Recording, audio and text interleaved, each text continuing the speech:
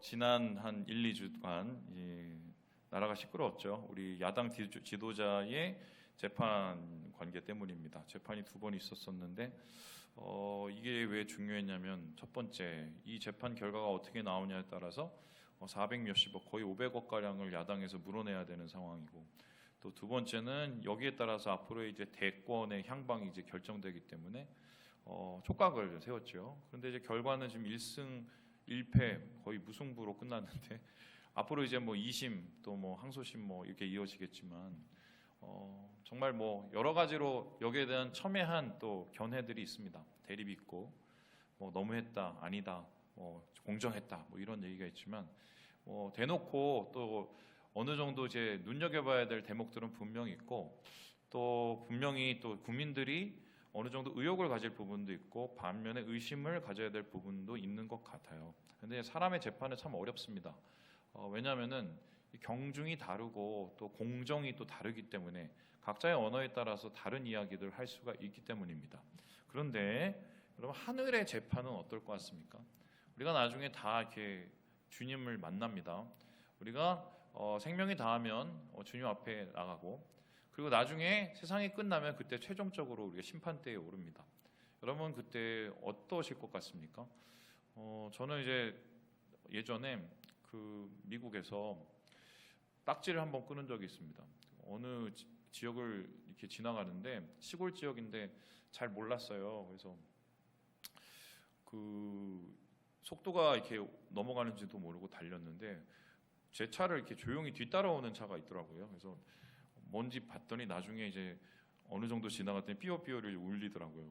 경찰차가 저를 조용히 따라오셨습니다. 그래갖고 딱지를 끊어주셨는데 그게 거의 엄청난 수준이고 재판을 해야 된다고 그래서 그걸 가지고 이제 재판장에 가는데 이제 변호사님을 데리고 갔는데, 미국에서 제가 재판을 받아본 사람이거든요.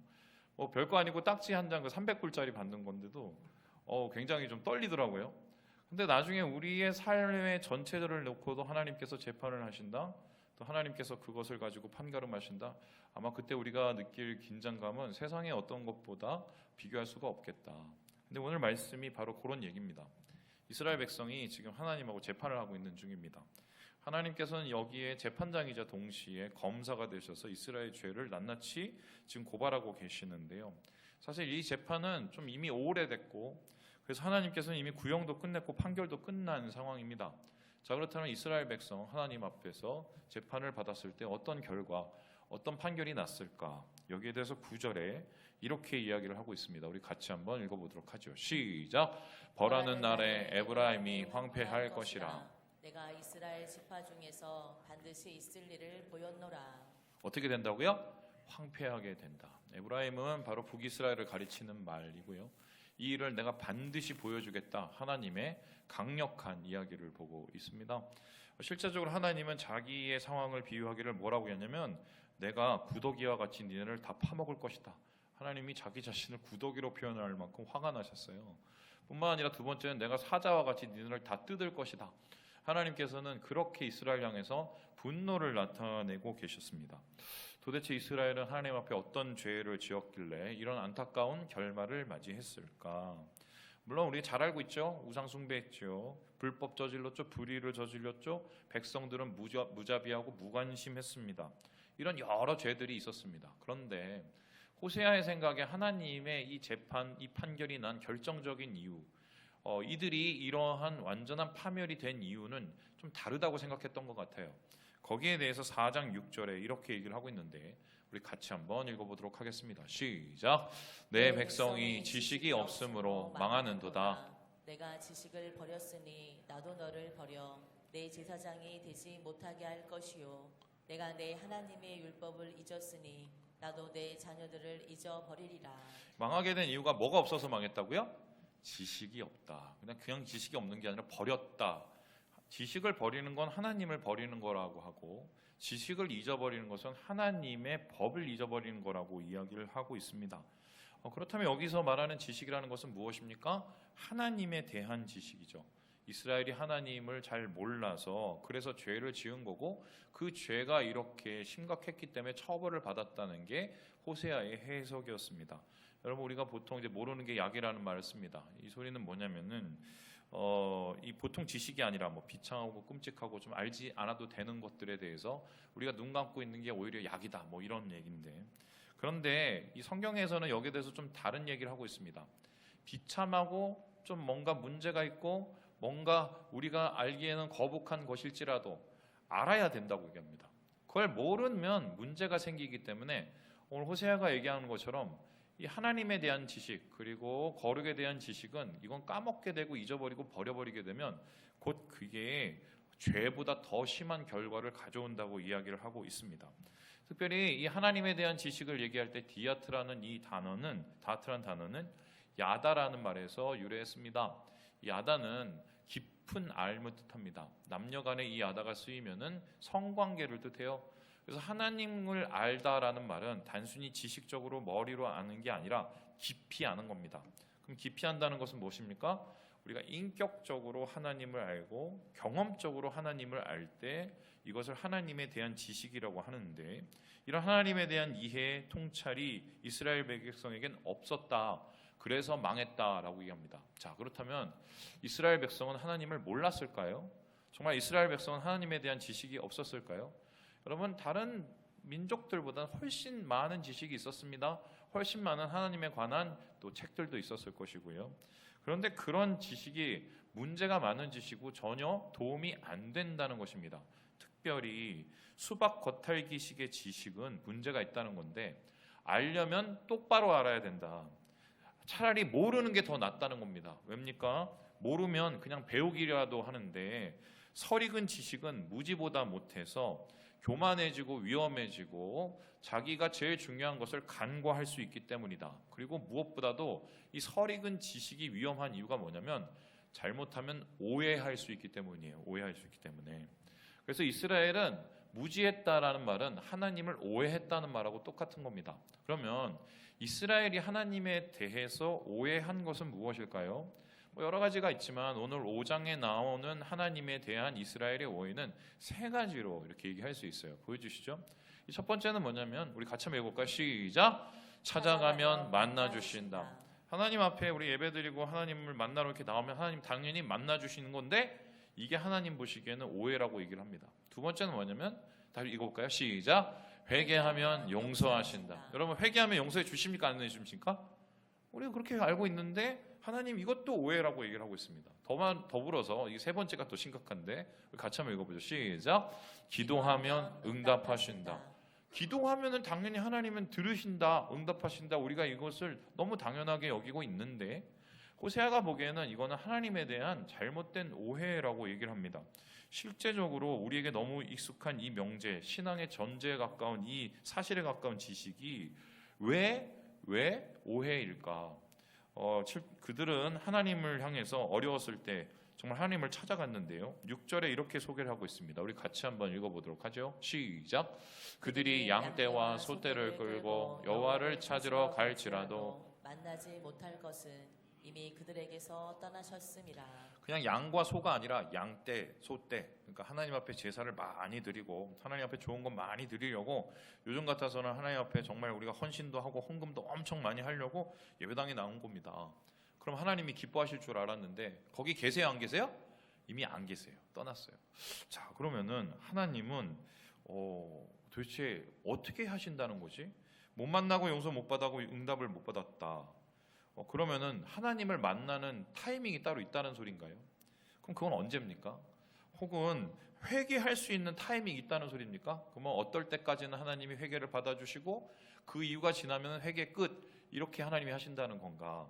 아니면은 기도도 하나님이 기분 좋을 때 기도를 하면 받아주시고 예를 들어서 저녁에 기도하면 받아주시고 아침에는 귀찮으니까 안 받아주시고 뭐 이런다는 건가?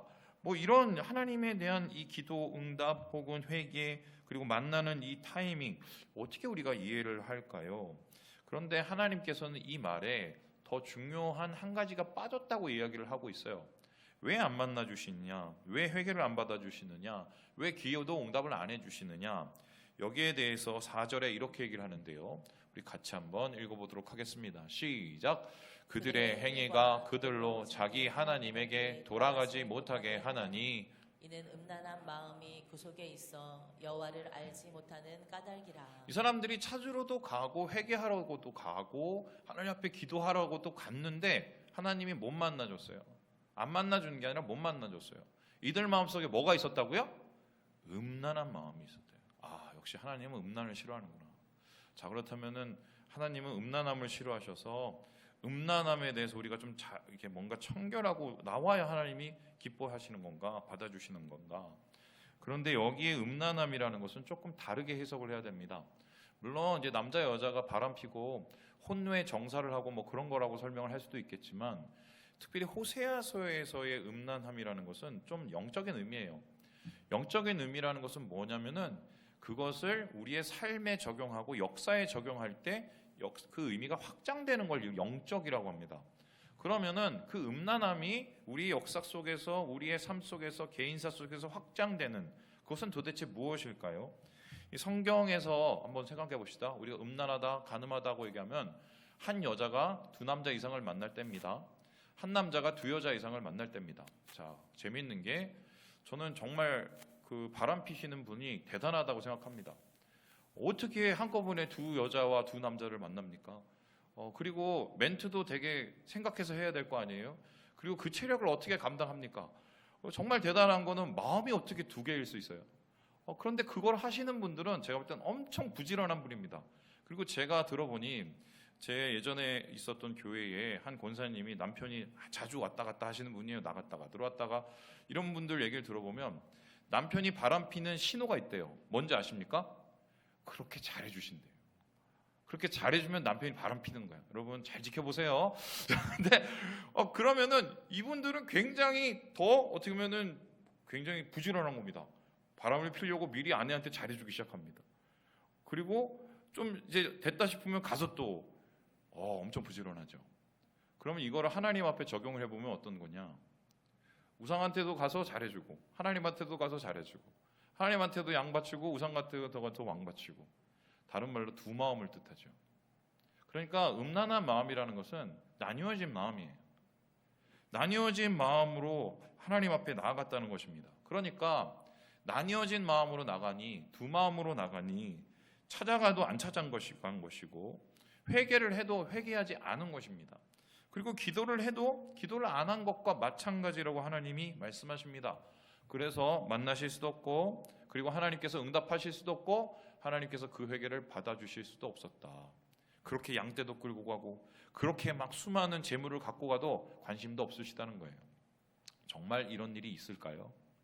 있었어요. 어디 있었느냐? 우리나라에 있었습니다. 지금으로부터 17년 전 시계를 돌려가면 월드컵 상암구장에서 어떤 일이 있었는지 여러분 아십니까? 2007년이었고요.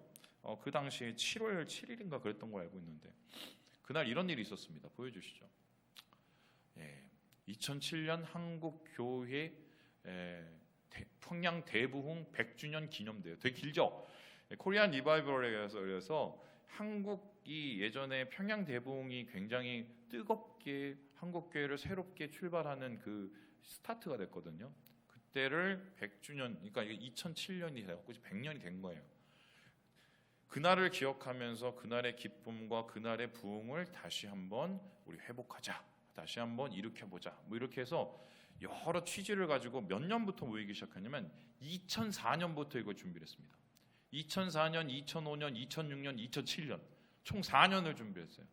이걸 제가 어떻게 잘 아냐면 제가 그때 총신대원 신대원을 다녔었고, 그때 총신대원 신대원에서 한 교수님이 이 코리안 리바이벌, 그러니까 100주년 기념대회를 한다고 해서 우리 신대원생들이 적극 참여하자고 하면서 KR이라는 걸 만들었어요. 코리안 리바이벌.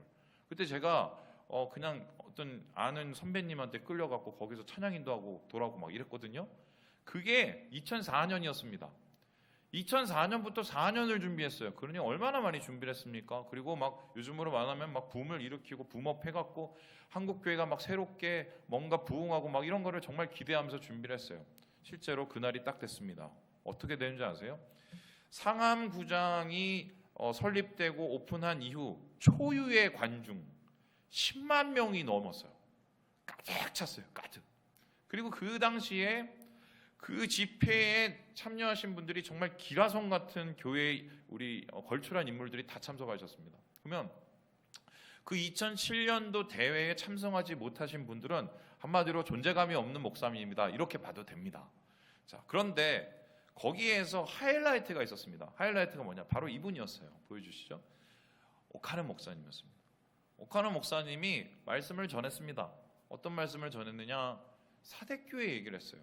여러분 사대교회 아시죠? 요한계시록 3장에 나온 그 사대교회. 그 사대교회가 어떤 교회냐면 예수님께서 말씀하시기를 살았으나 죽은 교회라고 얘기를 하십니다. 한마디로 살았다는 이름은 가졌으나 죽은 자로다. 왜인가요? 겉에는 멀쩡하게 그리스도인인데 속에는 아무것도 없다는 거예요. 그 속이라는 게 뭡니까? 행동이죠. 행위, 실천, 우리의 삶. 그러니까 겉으로는 예수 믿는다고 하는데 아무것도 없는 거예요. 삶 속에서. 마음속으로도 고민도 없는 거예요. 그러니까 삶 속에서는 그냥 세상 사람들 똑같은 거예요.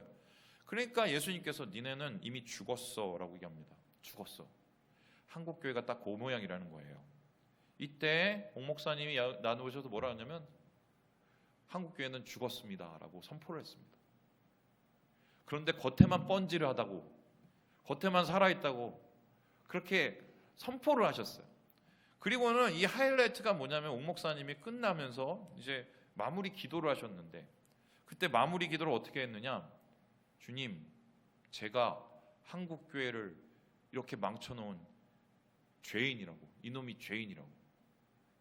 마치 길선주 목사님이 100여 년 전에 자기 죄를 평양 대부흥운동 때에 장대현 교회 사람들에게 고백을 하면서 울부짖었던 것처럼 이날 옥 목사님이 이 설교하고 기도하시고 막 우셨어요. 전 이제 그거 들으면서 어떤 느낌이 드냐면 죄를 자백하는 기도, 저게 회개 기도구나, 그걸 느꼈고, 두 번째는 뭐냐면 한국교회 앞날을 걱정하는 처절한 간구, 뭐 이런 것처럼 느껴졌습니다. 아마 그 대회에 참석하신 분들이라면 웬간하면 아마 그걸 느꼈을 것 같습니다. 그런데 대회가 끝났어요. 그리고 나서 이제 뭐 농공행상 다 했습니다. 그리고 나서 옥 목사님이 은퇴하신 다음에 노회에 참여를 하셔서 그날에 있었던 감회에 대해서 얘기를 하셨어요. 이 영상은 되게 구하기 힘든 영상인데 아마 유튜브 찾아도 없습니다. 예, 갖고 있는 사람이 몇 명 없어요. 오늘 여러분께 오픈하도록 하겠습니다. 보여주시죠. 네.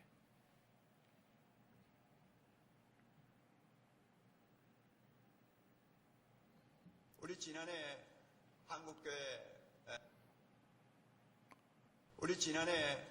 한국교회 참 새로운 부흥을 위해서 여러 가지 각종 행사도 많이 하고 집회도 많이 했습니다만 아무 일도 안 일어났어요. 행사로서 다 끝났어요. 성도들의 삶이 바뀐 거 아니에요. 교역자들이 무슨 자각이 일어난 것도 아닙니다. 그냥 행사로서 다 끝났어요. 왜 그러느냐? 자신을 바꿀 만한 힘이 없어요. 지금 우리 교회가 자정할 수 있는 능력을 잃었어요. 안 잃었다면 잃어가고 있어요. 지금. 그래서 요즘은 책망하는 사람, 성경을 바로 가르치려는 사람은 좀 바보 취급을 받습니다. 그리고 뭔가 좀 사고가 약간 좀 부정적으로 잘못된 사람처럼 병자 취급을 해버려요. 제가 상암 경기장에서 뭐 좀 참 그런 경사스러운 집회에서는 하기 어려운 메시지를 제가 전했죠. 뭐 제가 전한 거 아니에요. 성령께서 도대체 그렇게 전하지 않고는 다른 말씀을 안 주시니까 죽었다 하고 나가서 전한 건데, 그 말씀을 전한 다음에 일각에서는 저에게 욕을 많이 했어요. 그 경사스러운 시간에 무슨 그렇게 부담스러운 메시지를 전하냐, 이러면서 아주 좋지 않게 평가를 하는 사람들이 있다는 것을 제가 보았습니다. 그것도 교역자들이 그랬어요. 그래서 참 오늘날 현실이 보통 심각하지 않구나 하는 생각을 저 나름대로 많이 하게 됐습니다. 여러분, 앞으로 10년 후에 한국교회가 어떻게 될 것 같습니까? 오늘날 10대, 20대가 나중에 교회의 중심이 되었을 때 한국교회의 모습이 뭘까? 영적으로 어떤 상태가 될 것 같습니까? 저 말씀을 하시고 10년이 지나고 또 7년이 지났습니다. 그럼 어떻게 됐어요? 저 말씀하시고 10년 좀 지난 다음에 코로나 왔습니다. 그리고 지금 우리가 맡고 있는 이게 한국교회 현실이 돼버렸어요. 교회 청년들 다 떠나고. 큰 교회는 심각함을 잘 몰라요. 이미 많으니까. 그 이유는 뭐냐면 운동장은 항상 기울게 돼 있거든요. 그런데 오 목사님이 얘기했던 것처럼 지금 우리의 상황은 사대교회 그 이상을 지금 달리고 있는 게 아닌가. 다른 건 몰라도 이 대회 끝나고 나서 한 가지 확실한 것 하나, 그러니까 교계 지도자들의 확실한 거 하나는 뭐냐면 목사님의 설교가 마음에 들지 않았다는 것. 왜 그랬을까 생각을 해보면 이 집회는 자축 파티였어요. 사실은 우리가 이만큼 컸어요.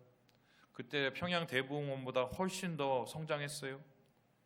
그런데 뭐 자축은 할 수 있다 손 치더라도 그러한 부흥이 어떻게 이루어졌느냐, 그 스타트를 우리가 한번 생각을 해보면 평양 대부흥운동은 기선주 목사님이 자기 친구 돈 떼먹은 거, 사기친 거 회개하고 시작했어요.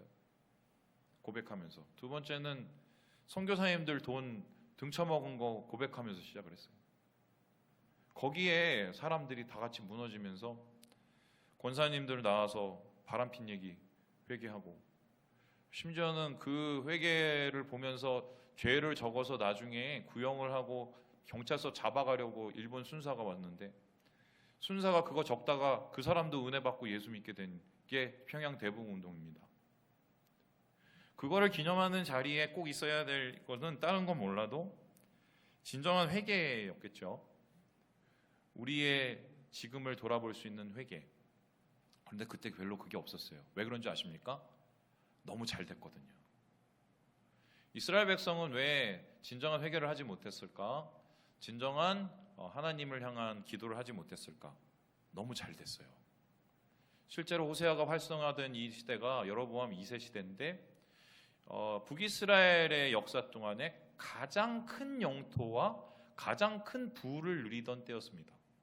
그러니까 호세아가 이렇게 얘기를 해도 귀에 안 들어옵니다. 왜요? 난 잘 되고 있으니까. 그런데 결국은 이러한 호세아의 이야기를 제대로 듣지 않았을 때 어떻게 됩니까?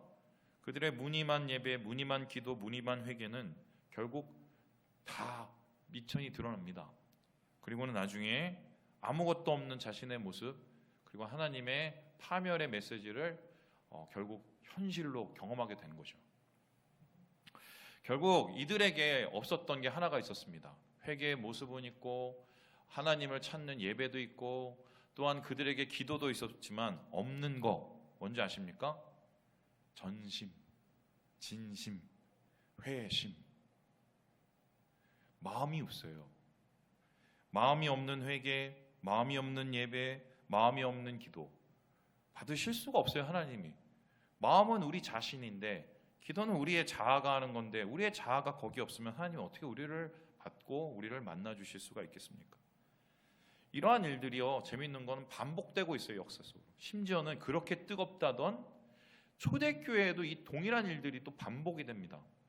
이들도 역시 속빈 강정처럼 무늬만 예배, 무늬만 회개, 무늬만 기도를 반복하고 있었나 봐요. 그래서 여기에 대해서 야고보 사도는 이렇게 얘기를 하는데요.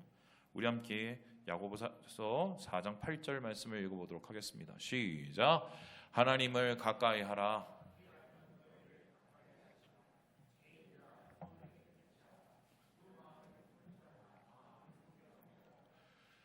하나님이 가까이 하시는 방법은 우리가 가까이 가는 건데 우리가 가까이 가기 위해서 방법을 두 가지로 얘기하십니다. 뭐가 깨끗해야 되죠? 손. 그리고 뭐가 성결해야 됩니까? 마음. 손이 깨끗하다는 것은 우리의 삶의 모습이 하나님 앞에 깨끗해지려고 몸부림을 치는 거고, 우리의 마음이 성결하다는 것은 내가 참 부족하고 연약하지만 하나님 앞에도 그래도 통회하는 마음을 가지고 뭔가 마음을 치고 회개하는 그 통회의 그 심정을 뜻하는 거죠. 전심, 진심, 회심. 이게 결론적으로 이 초대교회 사람들에게도 없었기 때문에 그럼 수박 겉핥기식의 암과 수박 겉핥기식의 신앙을 할 수 있었고, 결국 그러한 신앙이 그들을 이상한 곳으로 이끌어가는, 한마디로 그렇고 그런 교회, 그렇고 그런 신앙으로 이끌고 가는 바로 단초가 되었다. 오늘 이렇게 말씀을 우리에게 전하고 있는 것입니다. 여러분 어떻습니까? 호세아서를 제가 지금 일주일 동안 설교를 하고 있는데 아마 새벽에 오신 분들은 느끼겠지만 이제 슬슬 질릴 때가 됐습니다. 왜냐하면 예언서는 그래요. 같은 내용이 반복입니다. 제가 아무리 설교를 잘해도 뭐 잘하는 것도 아니지만 아무리 설교를 잘한다 치더라도 예언서 설교를 50장을 예를 들어서 그 예레미야서 같은 건 52장이잖아요. 이거 다 하면 아마 여러분들 속이 완전히 다 타버리실걸요. 실제로 이런 일이 있었었는데 제가 예전에 이사야서 설교를 하고 있는데 한 성도님이 저를 찾아오셨습니다. 그래서 목사님, 그래서 예, 그랬더니 너무 힘들어요. 힘들어요. 너무 힘들어요. 예, 뭐 그래서 원래 그 예언서는 그렇다고. 예, 근데 하필이면 예언서가 구약 성경에 굉장히 많은 부분을 차지하고 있지 않습니까? 그럼에도 불구하고 하나님께서 그것을 되풀이 반복 마음을 다 태우면서 하신 이유가 무엇일까요? 여기에는 되게 중요한 이유가 있는데 이스라엘이 몰랐던 것은 전심, 진심, 회심 그것뿐만 아니라 더 중요한 한 가지가 있기 때문이에요. 뭘까? 여기에 대해서 호세아서 11장에 이렇게 얘기를 하고 있는데 우리 같이 한번 읽어보도록 하겠습니다. 시작. 에브라임이여 내가 어찌 너를 놓겠느냐, 이스라엘이여 내가 어찌 너를 버리겠느냐, 내가 어찌 너를 아드마같이 놓겠느냐. 내 마음이 내 속에서 돌이키어. 여기 보세요. 하나님의 속마음은 사실 이들이 돌아오기를 간절히 바랬고 이들이 기도하기를 간절히 바랬고 이들이 하나님을 찾으시기를 간절히 바랬던 것입니다. 제대로 전심 진심 회심. 그게 안 되니까 하나님이 난 떠났어, 나 못 받아, 나 안 할 거야, 이렇게 강하게 반대로 얘기를 하시는 거죠. 반어법이죠. 이 사람들이 진짜 몰랐던 건 하나님의 진심이었는데 그 하나님의 진심은 정말 이스라엘이 잘 되기를 원하셨던 거예요. 하나님은 공의의 하나님이자 동시에 사랑의 하나님이시잖아요. 그 사랑을 가리켜서 우리는 뭐라고 그러냐면 긍휼이라고 그러거든요. 긍휼은 불쌍히 여기는 마음이거든요. 불쌍한 거예요. 불쌍한 거. 제가 예전에 예언서 설교를 할 때 아주 신나게 설교를 하던 적이 있었습니다. 너 이런데 저런데 아주 그냥 다 까발기고 다 죽어, 뭐 한국교회 다 이 모양이야, 개판이야, 이러면서 제가 막 신랄하게 설교를 하던 적이 있었어요. 그런데 재밌는 게 그렇게 막 설교를 하는데 제 마음이 이렇게 은혜가 안 되는 거예요. 속은 시원한데 은혜가 안 되더라고요. 어느 날 이제 제가 기도를 하는데 하나님 이제 설교를 하는데 이렇게 은혜가 안 됩니까? 은혜가 안 됩니까? 그런데 주님이 제 마음속에 주신 마음이 있었어요. 그게 뭐냐면 네 마음속에 없는 게 있어서 그렇다고. 그게 뭐냐면 긍휼한 마음이었어요. 불쌍히 여기는 마음, 아파하는 마음, 영혼을 바라보면서. 맞는 얘기 아무리 해도 사람은 바꿔지지 않습니다. 한 사람이 바뀌기 위해서는 아파하는 마음이 있어야 돼요. 특별히 이 이야기를 하는 호세아를 한번 생각해 봅시다. 이 사람이 이렇게 칼 같은 이야기를 할 수 있었던 이유가 뭡니까? 이 사람 이야기예요. 가족 이야기. 누구 이야기입니까? 자기 부인. 집 떠나갖고 다른 남자 만나고 애 낳고 창녀짓 하다가 그 여자를 끌고 다시 데려 들어와요. 그리고 다시 입혀요, 씻겨요, 다시 사랑해요. 자기 직접 겪고 있는 일이거든요. 하나님이 그런 과정을 통해서 호세에게 주시려는 거는 하나님 마음을 알게 하려는 거였는데 불쌍히 여기는 마음. 예, 그게 저한테 진짜 그때 없었던 것 같아요. 그래서 요즘에는 다시 이 말씀을 피면서 한편으로는 마음이 되게 무겁습니다. 내가 이 말씀을 전할 수 있는 자격이 있나? 두 번째는 나는 정말 이 말씀 속에 하나님의 긍휼을 담을 수 있을까? 이런 고민을 저는 요즘에 호세아서 하면서 많이 하게 되거든요. 예, 우리 15절 읽고 우리 마무리해 보도록 하겠습니다. 함께 15절 읽습니다. 시작. 그들이 그 죄를 뉘우치고 내 얼굴을 구하기까지 내가 내 곳으로 돌아가리라. 저는 이 말씀을 읽으면서 좀 마음이 되게 아팠습니다. 지금 하나님 어디 계시는지 아세요? 저기서 계속 바라보고 계시는 거예요. 돌아오기를. 여러분, 이런 이야기가 누가복음 15장에 있는 거 아시죠? 누가 기다립니까? 아버지가. 누구를? 집 나간 자식 새끼. 돌아오도록 저기. 그래서 상거가 뭔데? 그 자식 깨재재한 그 모습을 보고도 자기 집 나간 자식인 줄 알고 맨발로 뛰어가지 않습니까? 하나님 거기 계세요. 우리 한국교회를 향해서, 우리 영혼들을 향해서 바라보면서 거기 계시는 그 긍휼한 마음을 가지고 주님의 마음을 바라보시고 이해하셔서 하나님께 전심 진심 회심하시는 우리 모든 형제 자매들 되시길 주님의 이름으로 축원합니다. 기도하겠습니다.